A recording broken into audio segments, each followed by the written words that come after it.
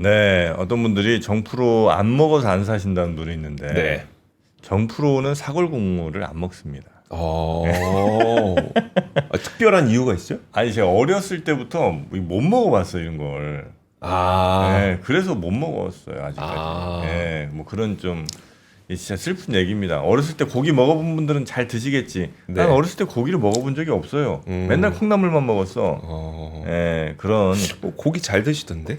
아니, 그러니까 고기, 잠깐만, 이게 오해는 하지 마세요. 네. 내가 그래서 고기 구워 먹는 건 좀 먹어요. 먹는데, 이렇게 고기가 물에 들어가고 뭐 이런 것들은 거의 잘 안 먹고, 그 갈비탕 정도? 그 정도는 좀 먹어요. 네. 근데 조금 뭐 이렇게 진해지거나 뭐 이러면 나는 뭐 순댓국 뭐 이런 건 아예 쳐다도 안 보니까. 그렇구나. 그런 게 좀 있습니다. 어렸을 때 또 한번 너무 크게 한번 좀 체한 적이 있어갖고, 딘 적이 있어서 그래요. 그런 슬픈 이야기 여러분들 여기까지 제가 다 털어놔야 됩니까? 그런 걸로 저랑 이렇게 자꾸 사이 안 좋게 가지 마시고. 진짜 솔직하시다. 네. 자, 귀하게 자란 게 아니라고 몇 번 말씀드렸죠. 자, 그럼 또 긴장되는 순간. 우리 박병창 이사님은 아마 사골은 또 좋아하실 것 같은데요. 네, 박병창 이사님 모시겠습니다. 어서 오십시오. 예, 안녕하십니까. 네, 반갑습니다. 동창이 밝았느냐 노고질이 우진다. 사골 국물 들어와라 내가 한번 마셔볼게. 이런 시조가 예전에 있었죠.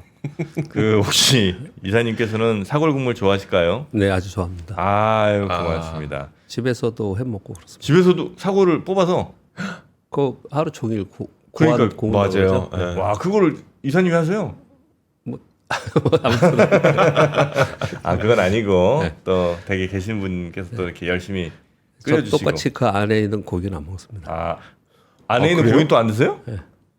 왜? 고기는 안 드세요? 물에 들어간 고기. 저랑 맞다, 비슷하시네. 동지. 물에 빠진 거 잘 안 드시는구나. 저도 냉면에 있는 거 그래서 고기 이렇게 다 안 먹어요. 옆에 있는 사람 주거나.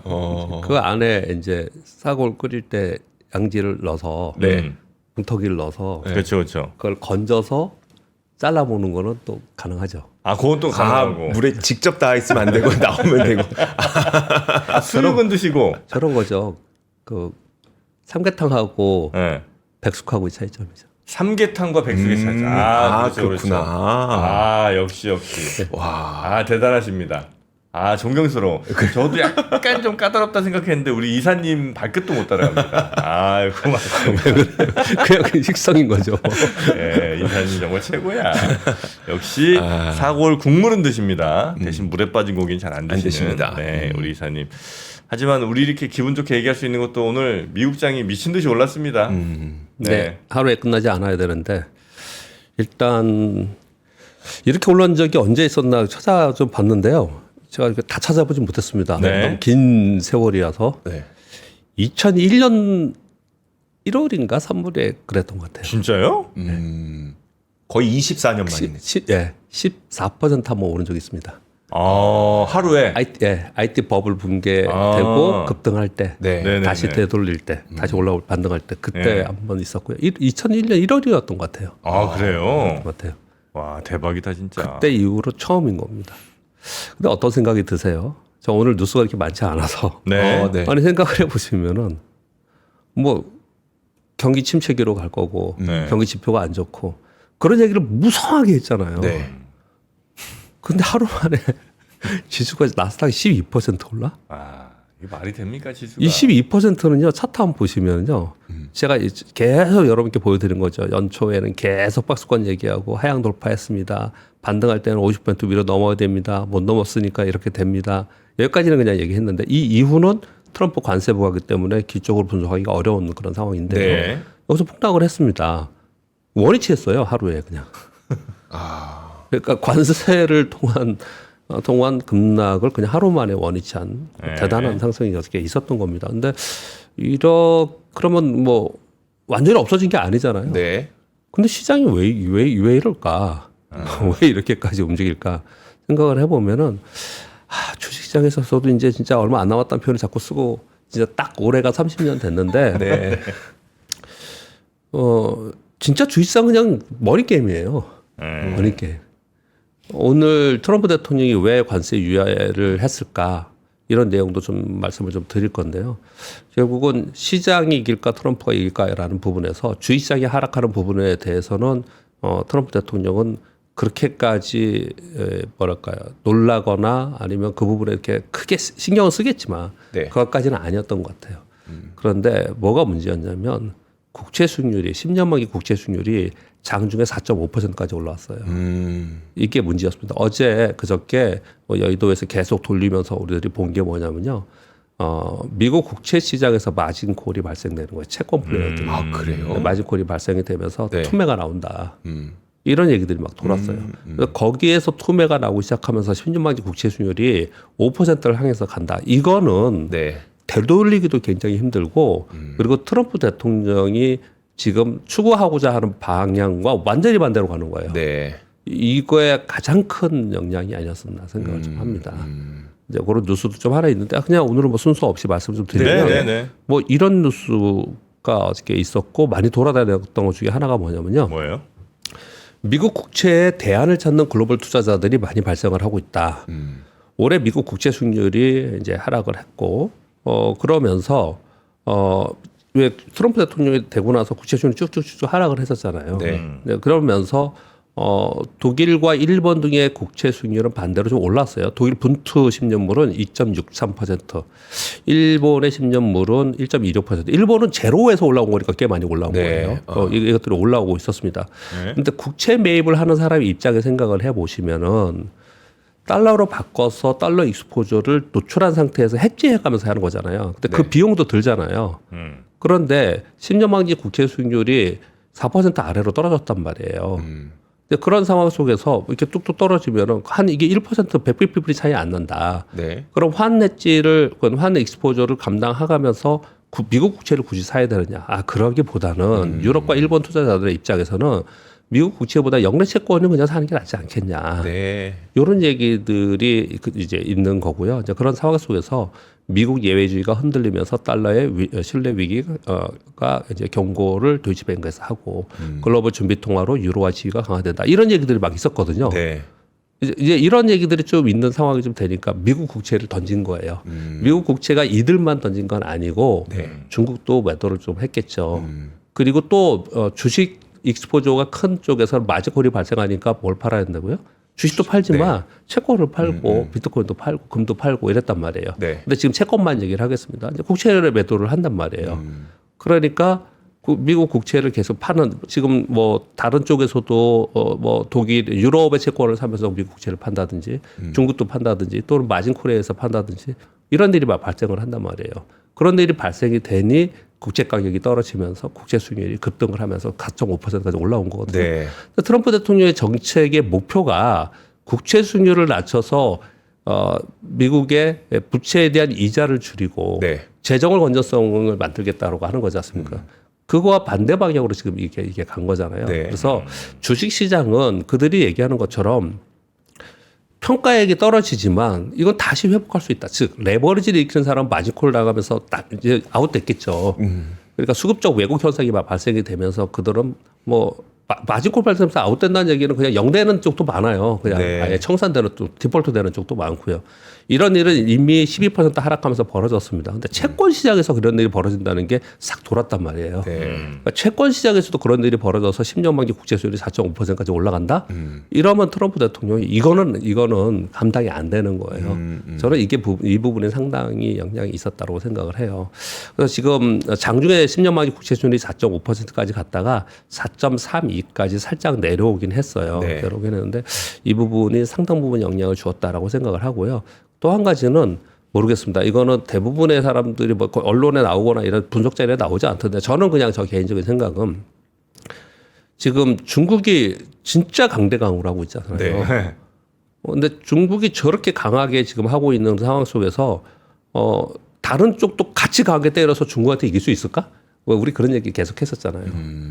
그래서 중국에서 리쇼온이 중국에서 나와서 공장에 나오라고 하는데 중국 말고 다른 나라들? 다른 나라도 같이 때리면서 이게 쉽게 되느냐라는 네. 얘기를 계속 했지 않습니까? 그래서 결국은 이번에는 2018년하고 다르게 그때는 중국 때리기, 유럽 때리기만 계속 진행을 많이 했었는데 네. 지금 중국이 2018년보다 훨씬 강하게 지금 이제 대응을 하고 있어요. 네. 중국 그 얘기도 잠깐 말씀을 드리면 지금 어제 트럼프 관세 유예에 대한 말씀을 잠깐 드리면요.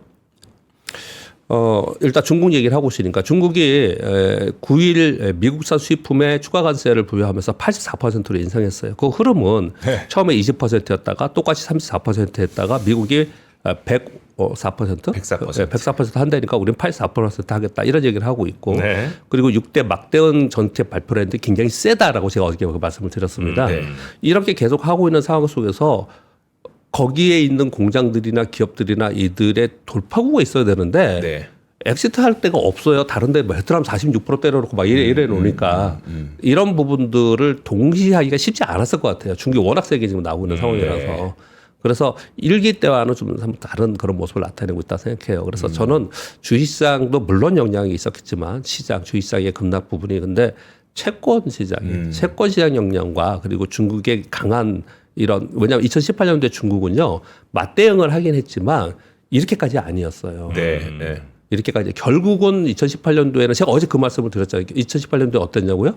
중국이 미국의 조건을 다 들어줬어요. 중국이 졌습니다. 네. 근데 지금 향후에 뭐 협상을 또 할지 모르겠지만 지금의 중국의 모습은 그때보다 훨씬 세게 지금 붙고 있는 그런 상황이에요. 이런 상황 속에서 트럼프 대통령은 자, 이거 시장도 지금 본인이 일부러 얘기하잖아요. 네. 시장이 너무 흔들리는 것 같다. 걱정스럽다. 이거는 주시장보다는 저는 채권 시장이라고 생각을 한다는 거예요. 그래서 이런 어제 초반에 국채금리 막 올라갈 때 여의도에서 또 돌았던 얘기가 이거 트럼프가 너무 강하게 나오니까 중국에서 관세가 아니라 미국 국채를 매도해 갖고 막 맞서는 거 아니냐 막 이런 얘기도 많이 나왔었는데 2018년도 했어요. 그때도 똑같이 국채 매도를 했는데 국채 매도를 강하게 할 수는 없어요. 네네. 왜냐하면 그러면 국채를 너무 강하게 하면은 그럼 환율의 영향을 받기 때문에 근데 그렇게까지는 못 하는데 어떻든 계속해서 그거를 그때 협상 카드로 썼어요. 지금 일본 그때는 중국이 제일 많았고 국채 보유량이 근데 지금 일본이 제일 많아요. 2위가 지금 이제 중국인데요. 그걸 협상 카드로 썼는데 그 부분도 작용을 하는데 시장도 폭락을 해가지고 미 국채가 흔들리고 있는 상황이 됐단 말이에요. 거기에 달러 대수도 좀 떨어지고 있는 상황이었고, 근데 이런 부분이 좀 있는 것이 이 상태로 가면은 되돌리기가 되게 어려운 부분이 좀 있거든요. 네. 그래서 이런 부분들이 이제 작용을 했다고 저는 생각을 하는데 베텐스 장관이 이런 얘기를 하네요. 원래 이것은 트럼프의 계획이었다. 근데 이게 되게 웃기는 게 저는 되게 궁금한 게요. 어제 우리나라 시간으로 어제 오후 1시에 발효가 됐잖아요. 네. 이미 발효가 됐잖아요. 네. 행정명령 발효할 때는 사인을 다 하잖아요. 네. 근데 유엔은 안 하나? 그런 생각이 들어요. 그냥 말해놓고 자기가 다 해놓고 안 할게 이거는 그러네요. 그냥 말로 되나? 그건 잘 모르겠어요. 그러네요. 그래서 왜 이런 생각이 들었냐면은 어제 아시아 시장이 다 안 좋았단 말이에요. 어제 1시에 발효되면서 어제 아시아 시장에서 뭐 대만은 지금 3일 내내 폭락을 하고 있는 거고 네. 어제 우리 시장도 급락을 했고요. 일본도 어제 급락하고 그랬단 말이에요. 이제 그거 1시에 발효되는 그 전에 뭔가 있겠지. 빌 에커만이 얘기한 것처럼 뭐 이런 기대를 했는데 그렇지 않았기 때문에 오후 들어서 막 빠졌단 말이에요. 발효가 된 거잖아요. 네. 근데 된 건데 자기네들은 자고 일어나서 낮에 야 그러면 유의할게. 이거는 그냥 말로 되는 건가? 저는 잘 모르겠습니다. 아무튼 뭐 그런 생각이 드는데 베센 장관은 이렇게 얘기를 합니다. 원래 트럼프의 계획이었다 이게. 그리고 이건 잘 못 믿겠고요. 아까 말씀드린 대로 뭐 채권 시장이나 이런 부분들이 생각보다 강하게 트럼프가 있었다라고 저는 생각을 하고요. 그리고 각국의 관세 협상을 위한 시간이 필요해서 유예 기간을 준 거다. 이런 얘기를 하면서도 중국에 대해서는 강한 어조를 계속 내고 있습니다. 미국 증권거래소에서 중국 주식 철수에 대해서 질문하니까 모든 방안을 검토 중이다. 이렇게까지 얘기를 좀 하고 있는 상황이 있어요. 이건 제가 왜 한 줄을 가져왔냐면요. 미국은 자본시장을 어떻게 다른 거예요? 아니, 자기네 증권거래소에 외국 시장의 ADR, 중국의 종목들 ADR로 거래하게 하는 시스템을 만들어 놓고 이걸 만약에 철수하게 한다. 이거 진짜 너무너무 나가도 너무 나간 것 같아서 이런 말씀을 좀 드리는 거고요. 자, 베센 장관이 이렇게 얘기를 했고 트럼프 대통령은 중국에 대해서만 제가 써왔습니다. 중국이 세계 시장에 보여준 존중의 부족으로 중국 관세 125%로 인상합니다. 언젠가 바람직하게는 가까운 미래에 중국은 미국과 다른 나라들 같이 하던 시대가 더 이상 지속 가능하거나 용납될 수 없음을 깨닫게 될 것입니다. 이런 표현을 쓰면서 중국하고도 이제 협상의 여지가 있다 이런 얘기를 지금 이제 했습니다. 일단 90일간 다른 나라과는 이제 상호관세에 대한 협상을 계속 진행을 하면서 중국이 지금 다른 나라처럼 굽히지 않으니까 계속해서 강대강으로 계속 가면서 진행이 되지 않을까 이렇게 얘기를 하는 거거든요. 네. 근데 이게 2018년도에도 똑같았어요. 똑같았습니다. 2018년도 1월 달에 제가 그 차트를 보여드리면서 설명을 좀 드렸는데요. 1월 달에 S&P 500이 12% 빠졌다가 그랬다가 반등을 줬다가 그다음에 또 빠졌다 반등 줬다 막 이런 식으로 움직였어요. 결국은 2018년도에 미국 시장은 마이너스 6% 연간으로 빠져서 마감을 했습니다. 물론 그때는 금리를 인상하던 시기입니다. 제가 그때 차이점이 있다고 말씀을 드렸어요. 근데 이번에 S&P 500의 하락폭이 마이너스 12%예요. 그러니까 막 유례 없이 막 그런 거라 생각하지만은 2018년도에도 똑같이 그런 현상이 벌어졌고요. 똑같이 그때도 다른 나라하고는 협상을 하고 중국하고는 강대강으로 했고요. 근데 중국하고는 1년 반 동안 했어요. 2019년 여름까지 했습니다. 계속해서 관세를 높이고 품목도 높이고 막 그러면서 싸웠습니다. 그때. 그랬는데 제가 생각하기에 보면 요번 상황을 보면서 달라진 점은 뭐냐면 금리 이런 거 빼고 관세 부분만 보고서 달라진 점은 뭐냐면 그때보다 훨씬 더 관세율도 높고 강하게 하고 있다는 거예요. 이게 첫 번째이고 두 번째는 중국도 맞대응을 그때보다 훨씬 강하게 하고 있습니다. 지금.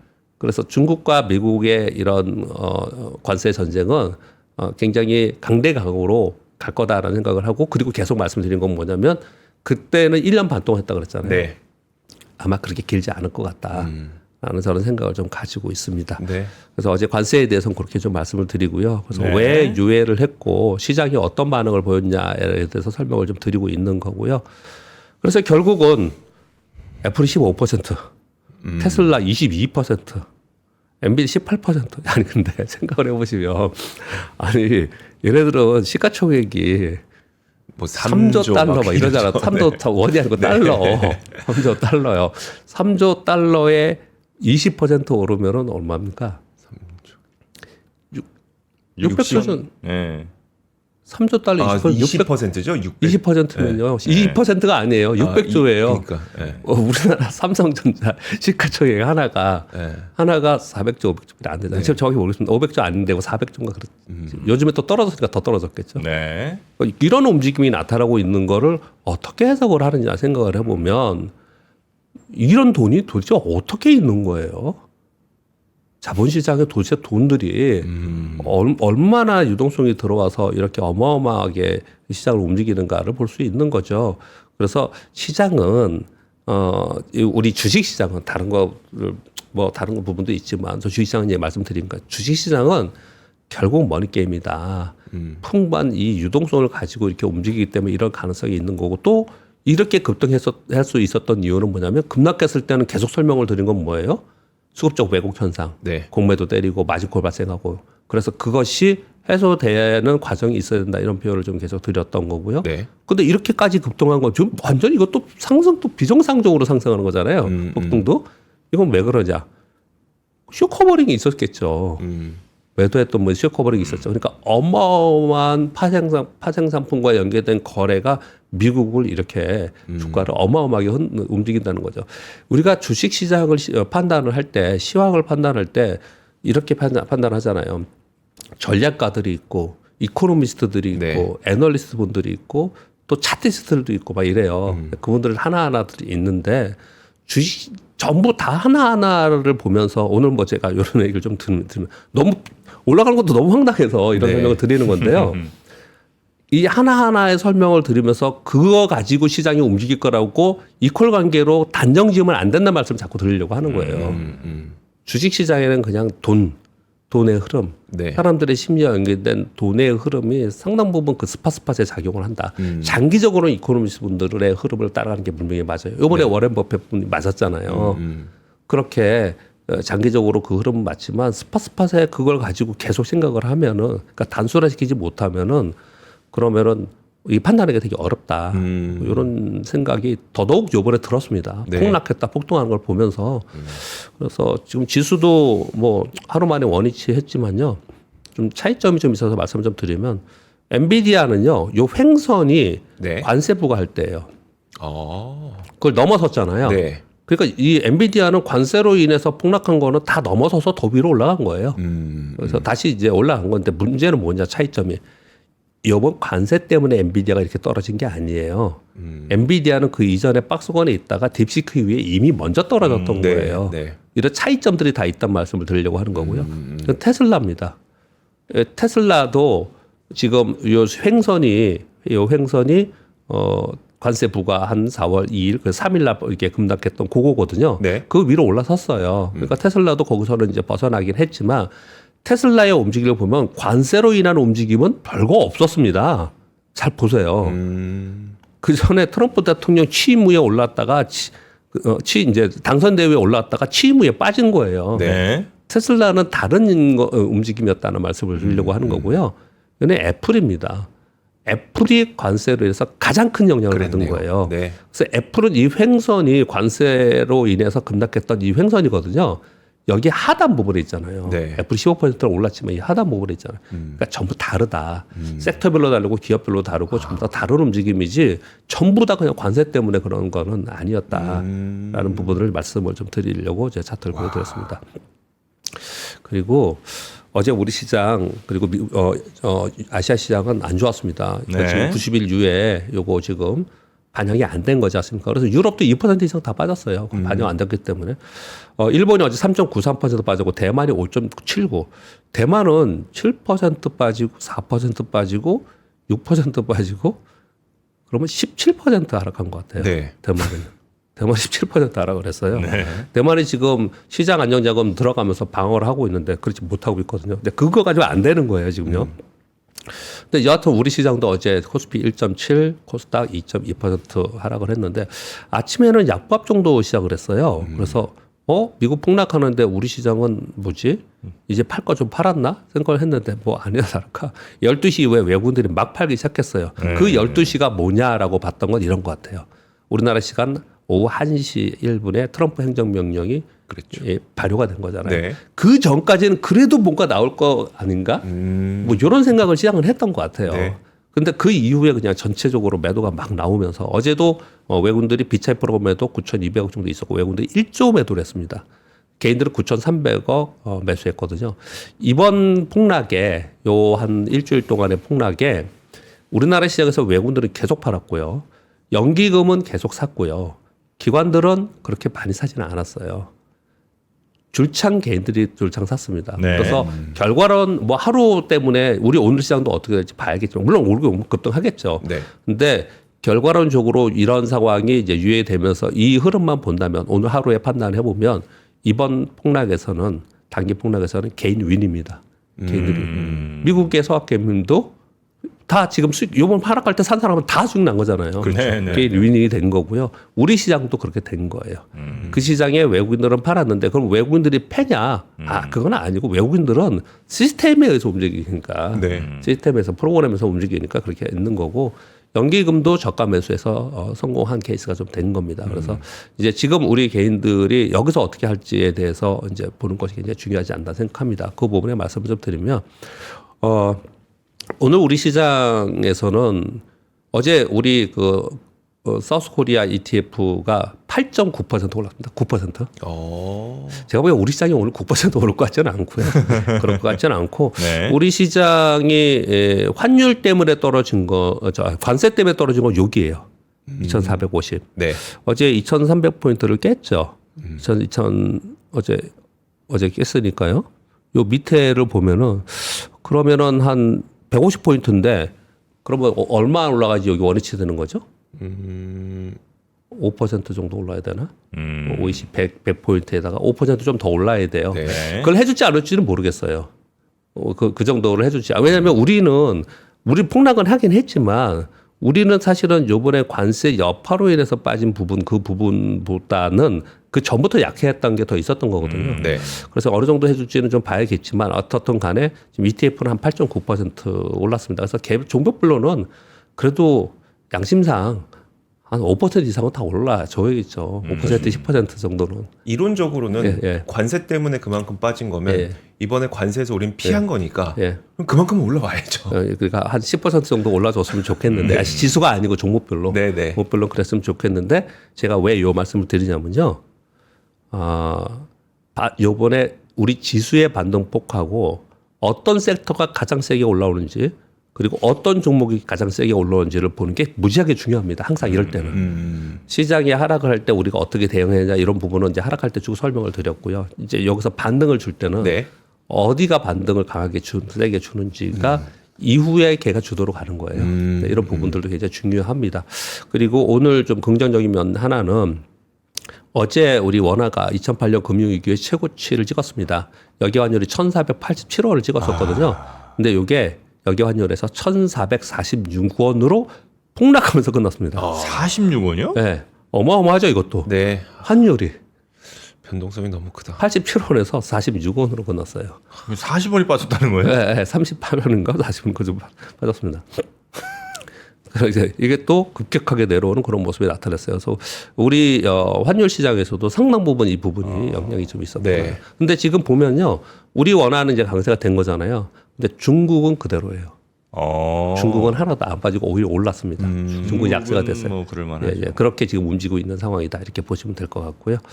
그리고 아까 제가 쭉 설명드렸던 거 잠깐 말씀을 드리면 지금 마진콜이 발생이 됐었고 위기 신호에도 달러 약세 이 위기가 될 거라고 하면 달러 강세로 가야 되거든요. 근데 그렇지도 않아. 달러도 약세고 국제 수익률도 올라가고 근데 국제 가격이 떨어졌다는 얘기잖아요. 네. 이거 보니까 야 이거 이 트럼프 대통령의 정책 미스가 잘못하면 갈 수 있지 않겠냐라는 게 이렇게 되지 않았냐라고 저는 이제 좀 생각을 좀 해보고요. 그래서 다시 2018년 흐름으로 정책은 지수는 앞으로 미래의 거니까 모르겠다 하더라도 정책은 2018년과 비슷하게 지금 다시 또 거듭하는 그런 상황이 좀 됐습니다. 다만 차이점이 있다. 강도가 다르고 기간이 다르다. 이렇게 설명을 좀 드리겠고요. 근데 그 당시에 어땠냐? 미국 시장은 등락했습니다. 빠졌다가 반등했다가 정고점 돌파하면서 계속 올랐냐? 안 그랬어요. 올랐다가 다시 또 뭐 품목별 관세한다든지 무슨 관세한다든지 중국하고 싸운다 그러면서 또 밀렸다가 네. 그러다가 또 다시 올랐다. 이런 식의 움직임을 보이다가 언제 빠졌냐면 미국은요. 9월 넘어가면서 금리 인상하면서 빠졌어요. 관세로 인해서 지수가 빠진 건 없었습니다. 네. 당시에는요. 당시에는 금리 인상하면서 빠졌습니다. 그래서 등락을 보이지 않을까 이렇게 생각하고요. 그럼 2018년도에 중국은 어땠을까요? 1년 내내 하락했습니다. 그래요. 예, 1년 내내 거의 하락을 했습니다. 그런 흐름을 좀 참고로 말씀 좀 드립니다. 자, 요거는 이제 우리나라 지수 아까 말씀드렸고요. 그 뉴스의 1번은 제가 설명을 좀 드렸고요. 그리고 2번도 설명을 드렸고, 3번 재밌는 뉴스입니다. UBS에서 어제 하루 종일 우리 여의도에서 돌아다닌 게 뭐냐면 UBS에서 보고서를 냈습니다. 어떤 보고서냐? 미국 경제팀의 보고서가 나왔는데, 트럼프 관세가 예고대로 시행될 경우 당사 경제팀은 경기 침체를 기본 시나리오로 볼 거다. 저 이거 뉴스 보면서 되게 저기 좀 심각하게 생각을 했어요. 자세히 봤어요. 그러니까 여태까지는 침체 확률이 몇 퍼센트다 몇 퍼센트다 그러면서 가능성이 있지 않겠냐 이렇게 걱정을 했던 거잖아요. 네. 근데 이 보고서에서는 기정사실로 보고서 봐야 된다. 이런 보고서였습니다. 그러면서 향후 시장은 추가적으로 침체 리스크를 가격에 반영할 가능성이 높다. 보고서 내용이 그런 거였거든요. 네. 근데 90일 유예했잖아요. 네. 하자마자 곧바로 UBS에서 바로 발표했습니다. 관세 유예 발표 후에 하루 만에 미국 침체 전망은 철회하겠다. 철회하겠다 발표했습니다. 이거 좀 웃긴 거 아니에요, 근데? 아니 그 유예잖아요. 예. 90일 이후에는 할 거라는 거잖아요. 예. 물론 이제 그 사이에 뭐 협상할 예. 수 있지만 그러면 뭐 전망도 차라리 유예를 하든지 아니면 전망을 유예한다. 전망을 조금 뭐 예. 완화한다든지 뭐 이럴 수는 있지만 예. 그렇다 바로 이렇게 철회해 버려요? 철회했다고 지금 보도 나오고 있습니다. 그랬다 그때가 또 하면은 또 그때 또 또 뭐 할 수도 침체 있겠죠. 얘기하고? 예. 예. 있겠죠. 예. 그러니까 이 협상할 때 보면 상대를 막 흔들잖아요. 예. 그래서 상대가 막 정신없게 만들어 갖고 결국 그 상대가 어떻게든 빨리 협상이 끝났으면 좋겠다라는 마음이 드는 순간 이제 그 상대방이 이기는 거거든요.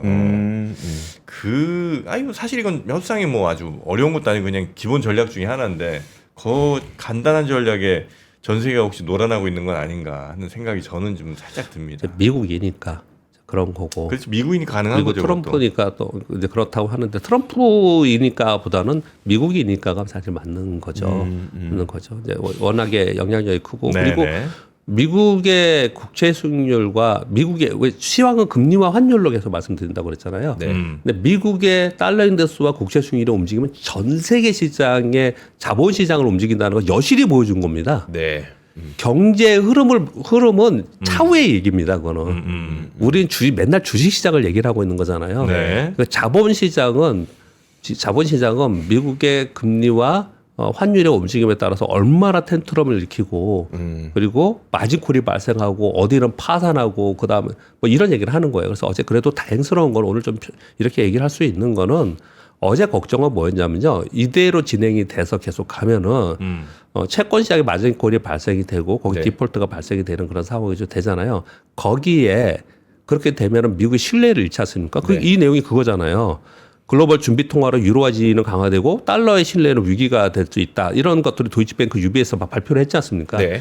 이런 일들이 발생이 되면 이게 시스템 위기예요. 그래서 시스템 위기가 올 가능성에 대해서 어저께 쫙 돌았단 말이에요.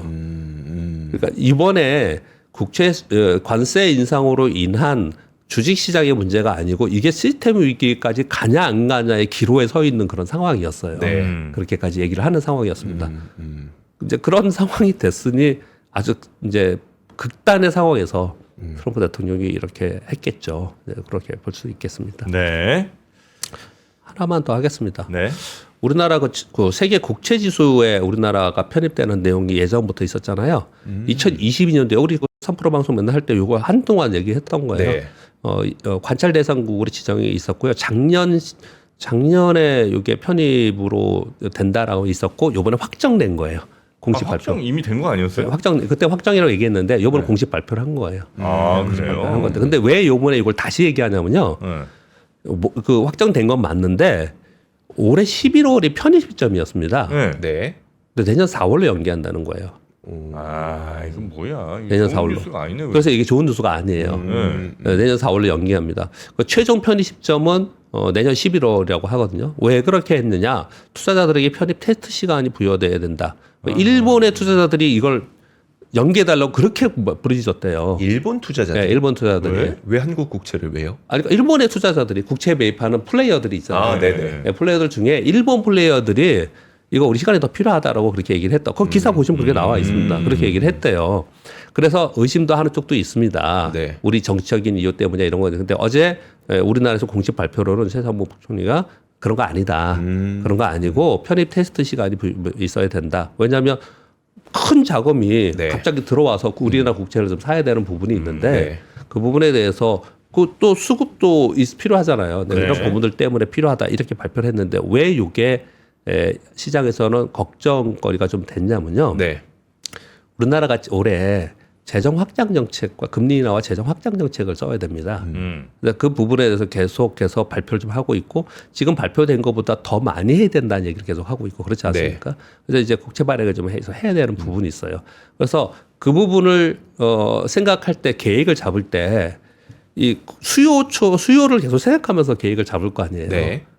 이게 차질이 있지 않을까라는 걱정을 좀 시점 해요. 때문에. 예, 시점 때문에. 그러네요. 이런 얘기들이 좀 있었습니다. 근데 이게 아무튼 전체적으로는 이 내용 자체는 호재예요. 네. 왜냐하면 4월 8일 기준으로 한국 비중이 약 2.05% 된다고 합니다. 그러면 640억 달러가 들어오는 거예요. 우리 국채 시장에 그 정도의 또 우리 시장에 채권 시장에 돈이 들어오는 거는 전체적으로 우리 시장에 안정감을 주는 거잖아요. 네. 그 부분은 좀 맞는데 이 시점이 늦어지면서 올해 우리의 국채 발행의 타이밍상 이 부분을 또 맞춰야 되는 부분이 하나가 생겼다. 네. 그래서 이 뉴스가 좀 한참 많이 돌아다녔어요. 근데 이게 왜 이제 그렇게 지금 설명을 드리면서 왜 중요하냐면 금리 인하 있잖아요. 금리 인하. 네. 우리 금리 인하 하려고 하잖아요. 네.